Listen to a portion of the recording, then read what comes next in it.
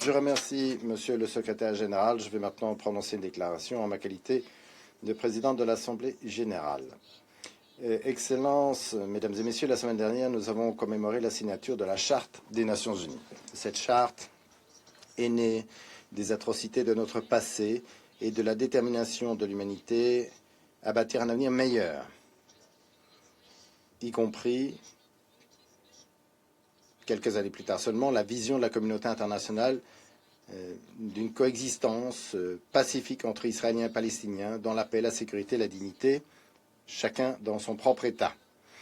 Et pourtant, nous savons que nous n'avons pas pleinement respecté ces engagements. Nous n'avons pas répondu à l'appel de la Charte visant à préserver les générations futures du fléau de la guerre.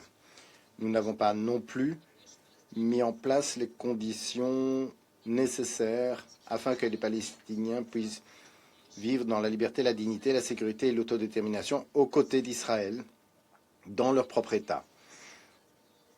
C'est face à cette réalité et cette absence de solution que l'Assemblée générale a créé l'UNRWA par le biais de la résolution 302-4 en 1949, afin de mettre en œuvre des programmes directs d'aide d'urgence et de travaux en faveur des réfugiés palestiniens. L'Office a commencé ses activités le 1er mai 1950. Initialement, elle devait avoir lieu pendant quelques mois. Soyons clairs, l'UNRWA n'a jamais été conçue pour être permanent.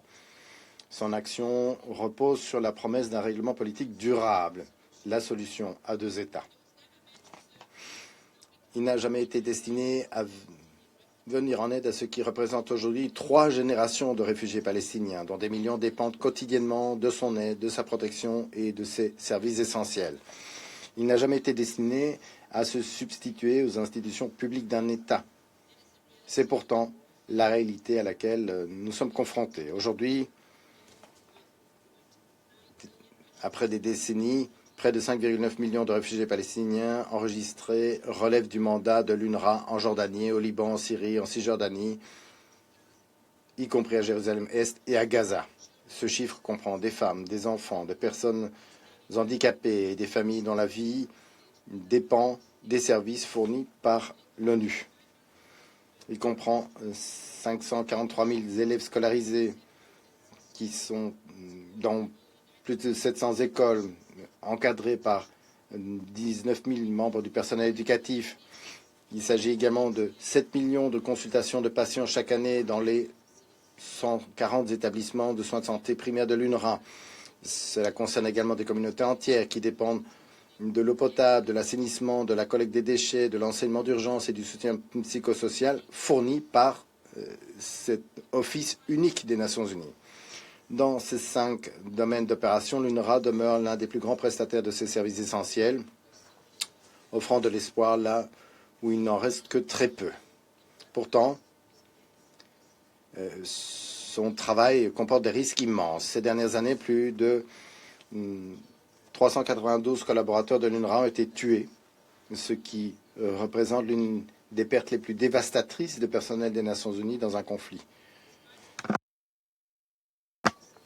Malgré les pertes de personnel et la destruction de ces installations, l'Office continue de défendre la dignité et les droits de celles et ceux qu'il sert. Mais cette bouée de sauvetage est menacée, comme le secrétaire général l'a dit. L'UNRWA est confrontée à d'immenses pressions financières, mais également politiques et opérationnelles, alors même que, parallèlement, l'agence continue de mettre l'accent sur sa neutralité, sa responsabilité, ainsi que sur la confiance, grâce notamment à la mise en œuvre du rapport Colonna et de l'évaluation stratégique dans le cadre de l'initiative ONU 80. Et nous sommes heureux de pouvoir entendre parler des prochaines étapes à cet égard aujourd'hui. Mais ni les réformes ni la résilience ne peuvent se substituer aux ressources. Elle ne peut pas non plus permettre de maintenir les écoles ouvertes, les centres de santé opérationnels ou les services d'urgence en activité si le mandat lui-même est privé de financement. Pour survivre, l'Office a déjà réduit ses heures de service de 20%, avec des baisses de salaire pour la plupart de son personnel palestinien. Pourtant, il est confronté à un déficit de trésorerie sans précédent de 100 millions de dollars pour l'année 2026. Les chiffres sont clairs. En 2025, l'UNRWA a reçu 829 millions de dollars de contributions, dont 76 millions provenant du budget ordinaire des Nations Unies. Or, face à des besoins s'élevant à 3,3 milliards de dollars, ce financement ne couvrait qu'environ 27% des besoins de l'Office. Et donc, aujourd'hui, nous lançons tous le même appel depuis la tribune aux gouvernements régionaux, aux fondations philanthropiques, au secteur privé, aux particuliers. Augmentez d'urgence vos contributions, soutenez les écoles de l'UNRWA, aidez à reconstruire celles qui ont été détruites, surtout à Gaza, préserver cette bouée de sauvetage et avec elle l'espoir pour 500 000 enfants palestiniens. Je conclurai en réitérant l'appel que j'ai lancé lors de la réunion ministérielle de l'UNRWA en septembre dernier. Chaque État membre doit faire tout ce qui est en son pouvoir pour financer cet office. Car la vérité est simple. Si l'UNRWA ne peut pas remplir sa mission, qui le fera? Sans école, sans soins de santé, sans eau potable, assainissement, services de base, la quête d'une paix juste et durable, fondée sur le droit international, la charte et les résolutions de l'Assemblée, devient plus difficile, voire impossible. Le soutien financier ne suffit pas.